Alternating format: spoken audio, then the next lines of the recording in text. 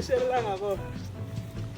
Minsan, kailangan natin na pumunta sa isang mapayapa, tahimik, at magandang view. Kagaya nito.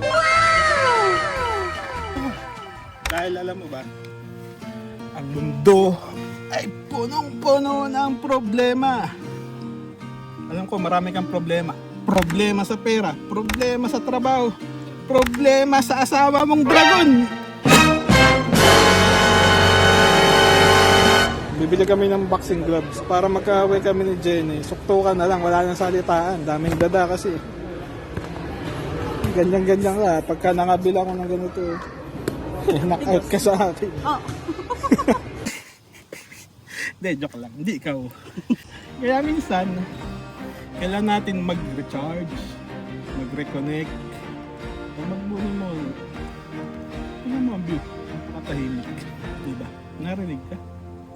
Ang narinig ko lang ay sarili ko at yung ihip ng hangin sa puno. Minsan kailangan natin mag-relax talaga para mabalanse ang ating isipan.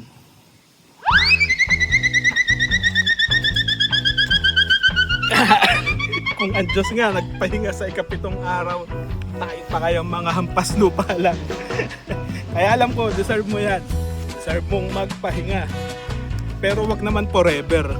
Kaya, yun lang. Paalam! Ano ka mo? Sinong dragon? Joke lang yun. Gusto mo to? Ha? Ha? Ha? Ikaw rito. Ikaw rito. Ha? Halika. Lapit, lapit.